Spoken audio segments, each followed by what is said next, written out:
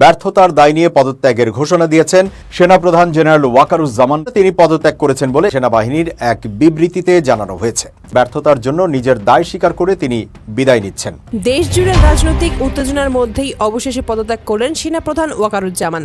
আজ বিকেলেই তার পদত্যাগের ঘোষণা আসে, যা একদিকে জনগণের চাহিদা পূরণ এবং অন্যদিকে দেশের সামরিক অঙ্গনের স্থিতিশীলতা বজায় রাখার একটি উদ্যোগ হিসেবে দেখা হচ্ছে। সালাউদ্দিন আহমেদ মাননীয় স্বরাষ্ট্রমন্ত্রী, তার একটা ভয়াবহ চেষ্টা ব্যর্থ হয়ে গেছে। সালাউদ্দিন আহমেদ একটা চপেটা ঘাত খেয়েছে। সালাউদ্দিন আহমেদ এখানে ধরা খেয়েছে, তার বিরুদ্ধে সমস্ত তদন্ত কাগজপত্র সব রেডি। অতএব তার বাঁচার সুযোগ নেই, তাকে ফাঁসতে হবে। কোন দিকে যাবেন ডক্টর মোহাম্মদ ইউনূস? বাংলাদেশের রাষ্ট্রপতি হবেন নাকি জাতিসংঘের মহাসচিব হবেন? জাতিসংঘের মহাসচিব হচ্ছেন ডক্টর মোহাম্মদ ইউনূস। 1 জানুয়ারি থেকে নতুন মহাসচিব দায়িত্ব নিতে হবে। প্রধানমন্ত্রী তারেক রহমানকে নরেন্দ্র মোদী ভারত সফরের আমন্ত্রণ জানিয়েছেন, কিন্তু না, এবার প্রধানমন্ত্রীর পক্ষ থেকে তথ্য উপদেষ্টা যেটা জানিয়েছেন তার অর্থ যে নরেন্দ্র মোদীর আমন্ত্রণ তারেক রহমান গ্রহণ করেন নাই, সেখানে যাবেন না। শেখ হাসিনার স্বামী ওয়াজেদ মিয়া ছাড়া আরো 2টা স্বামী আছিল শেখ হাসিনা। এই 2টা স্বামীর একটা স্বামীর ঘরে জন্ম, এবং এই সেই লোক যে তারেক রহমানকে হত্যার জন্য ষড়যন্ত্র শুরু করে দিয়েছে। প্রিয় দর্শক, রাষ্ট্রপতি শাহাবুদ্দিন চুপ্পুর পদত্যাগের পর থেকেই নতুন একটি দাবি উঠছে যে যেহেতু পদত্যাগের খেলায় নেমে পড়েছে বিএনপি, সেহেতু আর একজন বাকি আছে, সেনাপ্রধান ওয়াকারুজ্জামান। তাকেও বিদায় করে দেওয়া হোক, কেননা তিনিও সাবেক প্রধানমন্ত্রী শেখ হাসিনার নিয়োজিত এবং তার আত্মীয়। তিনিও যে কোনো সময় হাসিনার পক্ষ নিয়ে দেশে একটি অরাজকতা সৃষ্টি করতে পারে। সেনাবাহিনী প্রধানের মতো এত বড় একটি পদে তাকে না রাখাই ভালো। প্রিয় দর্শক, আপনাদের উদ্দেশ্যে প্রশ্ন হচ্ছে, আপনারা কি মনে করছেন? সেনাপ্রধান ওয়াকারুজ্জামান কি দেশের বিরুদ্ধে বা দেশদ্রোহী কোনো কাজ করতে পারেন বলে আপনি মনে করেন? বা আপনিও কি মনে করেন যে সেনাপ্রধান ওয়াকারুজ্জামান সাবেক প্রধানমন্ত্রী শেখ হাসিনাকে বাংলাদেশে আনার জন্য কোনো কাজ করতে পারেন? সেটি অবশ্যই কমেন্ট করে জানিয়ে দিবেন। এরই সাথে সাথে যারা দাবি তুলছেন যে সেনাপ্রধান ওয়াকারুজ্জামানকেও বিদায় করে দেওয়া হোক, তাকে লাঞ্ছনার মাধ্যমে বিদায় না করে বরং তাকে সসম্মানে বিদায় করে দেওয়া হোক, সেটির সাথে আপনারা একমত কিনা সেটিও অবশ্যই কমেন্ট করে জানিয়ে দিবেন। এরই সাথে সাথে স্বরাষ্ট্রমন্ত্রী এই মুহূর্তে ফেঁসে গিয়েছে রাষ্ট্রপতি শাহাবুদ্দিন চুপ্পুকে বাঁচাতে গিয়ে। প্রিয় দর্শক, এখন প্রশ্ন করতে পারেন যে রাষ্ট্রপতি বা সাবেক রাষ্ট্রপতিকে তিনি কিভাবে বাঁচাতে গিয়ে ফেঁসে গেছেন, সেটি অবশ্যই আজকের ভিডিওটি মনোযোগ সহকারে দেখলেই বুঝতে পারবেন। এরই সাথে সাথে ভিডিও শুরুতেই আপনাদের আরো যে ভিডিওগুলোর অংশ বিশেষ দেখিয়ে শুরু করেছিলাম, সেই ভিডিওগুলোর বিস্তারিত আলোচনা দেখাবো। তবে তার আগে বলি, যারা এখনো চ্যানেলটি সাবস্ক্রাইব করেননি, সকলে চ্যানেলটি সাবস্ক্রাইব করে পাশে থাকা বেল আইকনটি বাজিয়ে দিবেন। আর যারা ফেসবুক থেকে দেখছেন তারা অবশ্যই পেজটি ফলো করে দিবেন। তো চলুন একটি লাইক দিয়ে আমরা ধারাবাহিকভাবে সবগুলো ভিডিওর বিস্তারিত আলোচনা দেখে আসি। তারেক রহমানের চাপের মুখে পদত্যাগ করতে বাধ্য হচ্ছেন সেনাপ্রধান জেনারেল ওয়াকারুজ্জামান। খবরটি শুনে অনেকেই রীতিমতো চমকে উঠেছেন, আর চমকানোর মতোই বিষয় বটে। গণ অভ্যুত্থান পরবর্তী রাজনৈতিক পালাবদলের গুরুত্বপূর্ণ সময়গুলোতে ক্ষমতার একদম কেন্দ্রে থাকা এই সেনাপ্রধানকে সরিয়ে দেওয়ার জন্য নাকি একেবারে সাজানো পরিকল্পনা প্রস্তুত হয়ে আছে বলে দাবি করছে বিভিন্ন সূত্র। শোনা যাচ্ছে তাকে হয়তো খুব শিগগিরই কোনো বন্ধু রাষ্ট্রের রাষ্ট্রদূত হিসেবে কিংবা জাতিসংঘের সম্মানজনক কোনো মিশনে পাঠিয়ে এক ধরনের সসম্মানে বিদায় দেওয়ার প্রস্তুতি চলছে। কিন্তু হঠাৎ কেন সেনাপ্রধানকে সরানোর এই তোড়জোড়? সামনের সময়ে তারেক রহমান আসলে আর কি করতে চলেছেন, তার প্রকৃত রাজনৈতিক পরিকল্পনায় তাই বাকি। আজকের এই বিশেষ প্রতিবেদনে আমরা প্রতিটি দিক খতিয়ে দেখার চেষ্টা করব। চলুন শুরু করা যাক। দর্শক, 5 আগস্টের পর থেকে বাংলাদেশের রাজনীতিতে সবচেয়ে রহস্যময় চরিত্রগুলোর একজন ছিলেন শাহাবুদ্দিন চুপ্পু। শেখ হাসিনা তাকে বঙ্গভবনে বসিয়ে দেশ ছেড়ে পালিয়ে গেলেও অন্তর্বর্তীকালীন সরকারের পুরো সময় জুড়েই তিনি নিজের অবস্থান ধরে রেখেছিলেন। ধারণা করা হয় তার পেছনে অদৃশ্য এক শক্ত ঢাল হিসেবে কাজ করছিল সশস্ত্র বাহিনীর নীরব সমর্থন। কিন্তু জনগণের ব্যাপক সমর্থন নিয়ে তারেক রহমান যখন প্রধানমন্ত্রীর দায়িত্ব গ্রহণ করেন, তখন থেকেই তিনি বুঝে গিয়েছিলেন যে কাঁটা ভরা এই সিংহাসনে বসে নিশ্চিন্তে দেশ পরিচালনা করা মোটেও সহজ নয়। যখন শেখ হাসিনা দিল্লি থেকে একের পর এক উস্কানিমূলক বার্তা পাঠাচ্ছিলেন এবং দেশে ফেরার হুমকি দিচ্ছিলেন, তখন রাষ্ট্রপতির মতো সর্বোচ্চ পদে সাবেক শাসন আমলের একজন ঘনিষ্ঠ ব্যক্তিকে রেখে দেওয়া মানে নিজের জন্যই বিপদ ডেকে আনা। ফলে তারেক রহমান খুব একটা সময় নেননি। শারীরিক ও মানসিক অসুস্থতার আইনি যুক্তি দেখিয়ে সসম্মানে চুপ্পুকে সরিয়ে দেওয়া হয়। বিশ্লেষকদের ভাষায় এটি নিছক একটি পদত্যাগ নয়, বরং তারেক রহমানের অসাধারণ রাজনৈতিক দূরদর্শিতারই একটি বড় দৃষ্টান্ত। তবে চুপ্পু অধ্যায় শেষ হতেই সামনে চলে এসেছে আরেকটি বড় প্রশ্নবিদ্ধ নাম, সেনাপ্রধান জেনারেল ওয়াকারুজ্জামান। জাতীয়তাবাদী শক্তির নেতাকর্মী এবং সাধারণ দেশবাসীর একটা বড় অংশের মনে 2007 সালের সেই 1/11 স্মৃতি আজও একটা দগদগে ক্ষত হয়ে রয়েছে। সে সময় দেশনেত্রী বেগম খালেদা জিয়া নিজের পূর্ণ আস্থা রেখে তার মনোনীত রাষ্ট্রপতি ইয়াজউদ্দিন আহমেদকে প্রধান উপদেষ্টার দায়িত্ব দিয়েছিলেন। কিন্তু সেই সময় খালেদা জিয়ার হাতেই পদোন্নতি পাওয়া সেনাপ্রধান জেনারেল মঈনুদ্দিন আহমেদ এমন এক ঘটনা ঘটিয়েছিলেন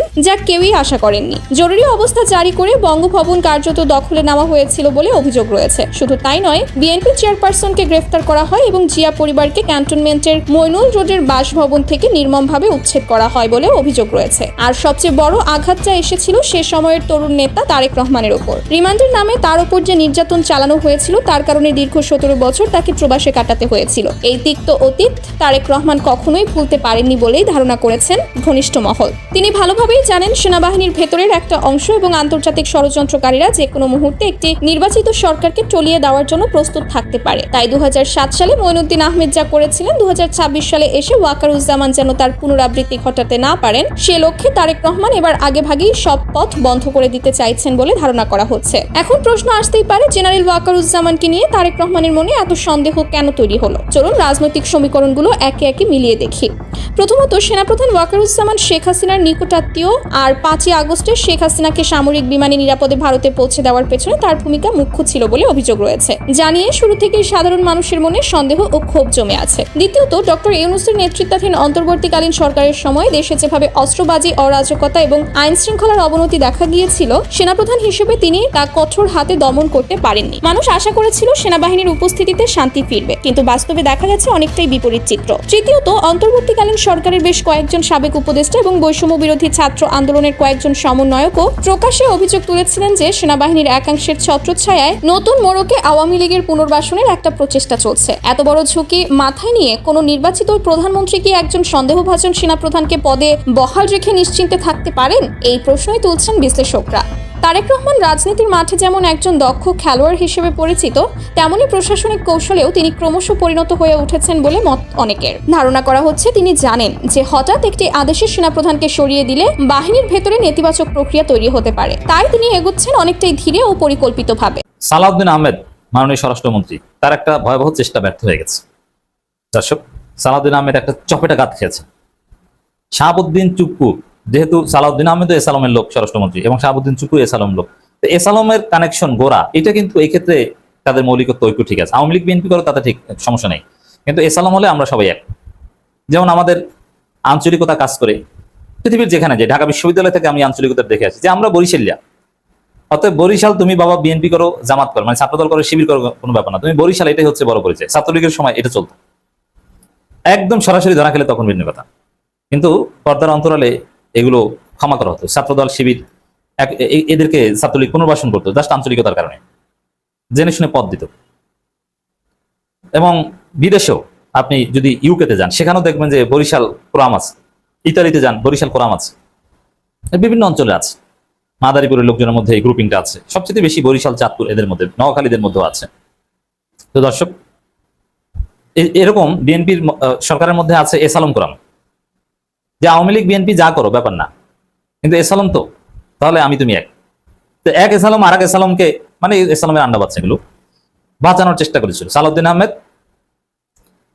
এই শাহাবুদ্দিন চুপ্পুকে বাঁচানোর জন্য সরাসরি কথা বলে, স্পষ্ট কথা বলেছেন যে শাহাবুদ্দিন চুপ্পুর বিরুদ্ধে ফৌজদারি অপরাধের ব্যবস্থা নেওয়ার কোনো সুযোগ নেই, এবং বিরোধী দল যে দাবি করছে এই দাবি আমলে নেওয়ার কোনো সুযোগ নেই, আমলে নেওয়ার কোনো কারণ নেই।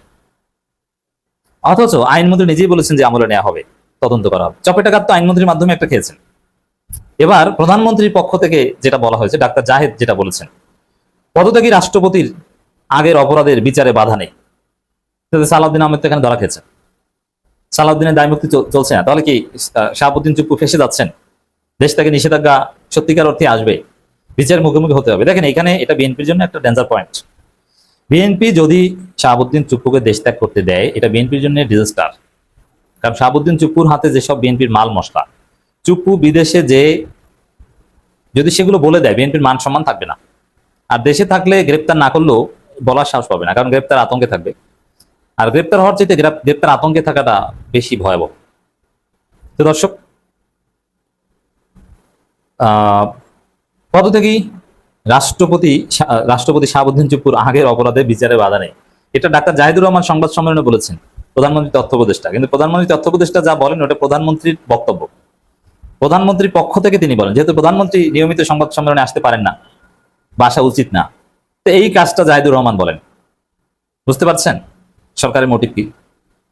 রাজনীতিতে যদি শেষ কথা বলতে কিছু নাই, নতুন কোনো সমঝোতায় বা বিদেশি চাপে ভারতের অনুরোধে বা কারো অনুরোধে সেই ব্যক্তি দিলেও দিতে পারে, তবে না দেওয়ার সম্ভাবনা, ফেসে দেওয়ার সম্ভাবনাই বেশি।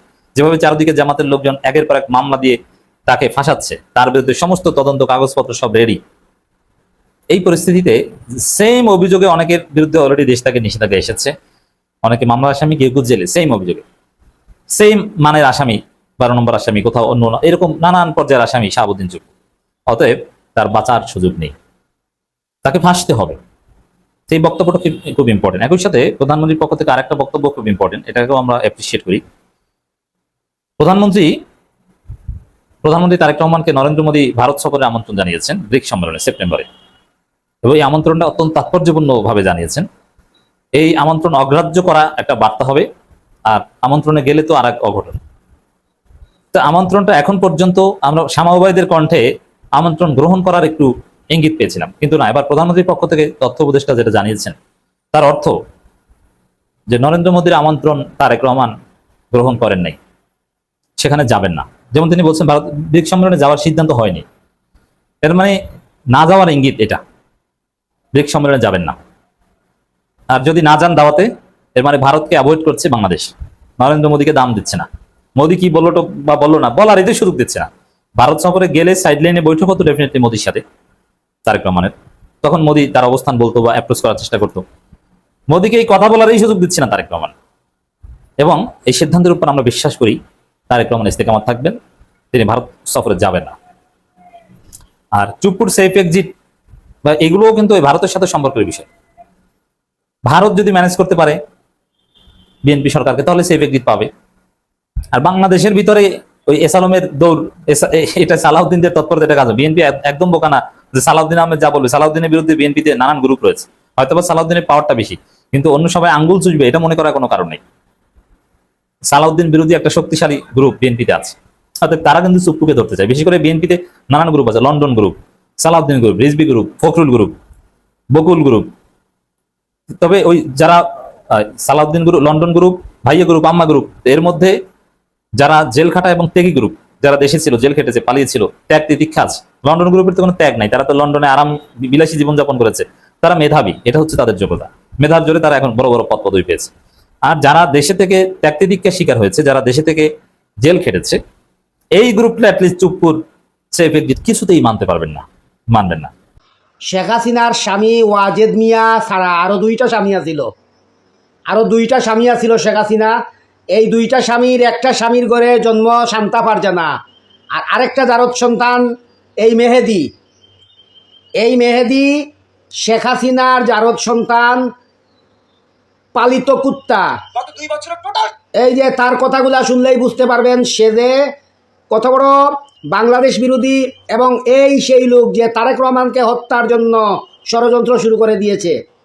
সে এই যে ছাত্র আন্দোলন সমস্ত কিছুর মূলে, আগে তার কথাগুলা শুনেন, তারপরে আমি বলতাছি আমার কথা আমি পরে বলবো। আগে এই মেহেদির কথাগুলা শুনেন। শান্তা ফারজানার স্বামী না, শান্তা ফারজানার স্বামী না, সে ছিল, আচ্ছা পরে বলতাছি, আগে দেখেন। সরকার অবৈধ, ইউনূস সরকার অবৈধ, তারেক রহমান সরকার অবৈধ, এই বিষয়গুলো কিন্তু মাথায় রাখতে হবে। বৈধতা দেওয়ার আগে আমাদের নাকের উপরে, মাথার উপরে, চোখের উপরে ছড়ি ঘুরালে বাংলাদেশের। সে কি বলছে? তারেক রহমানের সরকার অবৈধ, ডাক্তার ইউনূস সরকারে অবৈধ। তাহলে এখন কথা হলো, যদি অবৈধ হয় তাইলে তুই কেমনে বৈধ? তুই তো পতিতালয়ের জন্ম নিছ। এই মেহেদির পতিতালয়ে জন্ম, দৌলতিয়া পতিতালয়ে মেহেদির জন্ম। আর শান্তা ফারজানা এর বউ, যেটা নতুন ধারা নামে সংগঠনের নামে, নতুন ধারার ভিতরে আওয়ামী লীগের দ্বারা, শেখ হাসিনার দ্বারা, পুতুল, জয়, ক্রিস্টিনা, পিউলিকের দ্বারা, এই পার্শ্ববর্তী দালাল রাষ্ট্রের দ্বারা ঢুকিয়ে দিয়ে এই শারজানা ফারজানার জন্ম হয়েছে। মানুষের জন্ম হয় জন্মস্থান দিয়ে, কিন্তু ওদের জন্ম হয়েছে অন্য স্থান দিয়ে।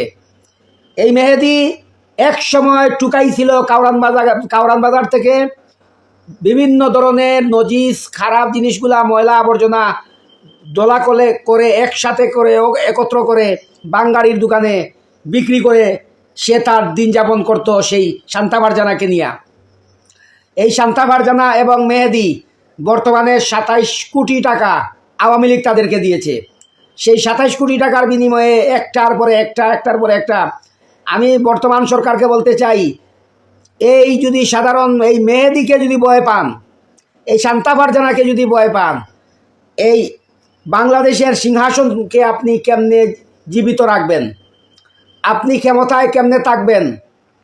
আপনি জাতীয়তাবাদের প্রবক্তা হিসাবে বাংলার মানুষ আপনাকে কিভাবে নেবে যদি এই কুলাঙ্গারকে গ্রেফতার করতে না পারেন? আপনার আইন শৃঙ্খলা বাহিনী ব্যর্থ হয়, স্বরাষ্ট্রমন্ত্রী ব্যর্থ হয়, আইনমন্ত্রী ব্যর্থ হয়, সাধারণ একটা টুকাইর বাচ্চা টুকাই, একটা পতিতালয়ে যার জন্ম, সেই মেহেদি, সেই শান্তা ফারজানাকে যদি গ্রেফতার করতে না পারেন, তাইলে এই সরকারের কোনো প্রয়োজন নাই। যে সরাসরি বলতাছে তারেক রহমান নাকি অবৈধ, খালেদা জিয়া অবৈধ, শহীদ জিয়াউর রহমান অবৈধ, ডাক্তার ইউনূসের সরকার অবৈধ, তারেক রহমানের সরকার অবৈধ, আর সে শুধু বৈধ। তার মানে কি ঠাকুর ঘরে কে আমি কলা খাই না? ও আওয়ামী লীগের নতুন দ্বারা, আওয়ামী লীগের অনেক দ্বারার মধ্যে আরেকটা দ্বারা এই মেহেদি দ্বারা, শান্তা ফারজানা দ্বারা, মানে আওয়ামী লীগের দ্বারা। এই আওয়ামী লীগের দ্বারাকে তারেক রহমানের সরকারের দ্বারা, তারেক রহমানের পুলিশের দ্বারা, তারেক রহমানের জাতীয়তাবাদী দল, যুবদল, ছাত্রদল, শ্রমিক দলের দ্বারার মাধ্যমে তাকে পানিশমেন্ট দিতে হবে। তাকে ক্যাপিটাল পানিশমেন্টের মাধ্যমে এমন দৃষ্টান্তমূলক শাস্তি দিতে হবে যেন পৃথিবীর ইতিহাসে স্বর্ণাক্ষরে লেখা থাকে। দর্শক, আমি আশা করছি আপনারা সকলেই অত্যন্ত মনোযোগ সহকারে সবগুলো ভিডিও দেখেছেন। এমনকি দর্শক, যদি এই ভিডিওগুলো সম্পর্কে আপনাদের কোনো মতামত থেকে থাকে তাহলে তা অবশ্যই জানাবেন। দর্শক, নিউজটি শেষ করছি এখানেই, ফিরছি পরবর্তী নিউজে নতুন কোনো টপিকে। আল্লাহ হাফেজ।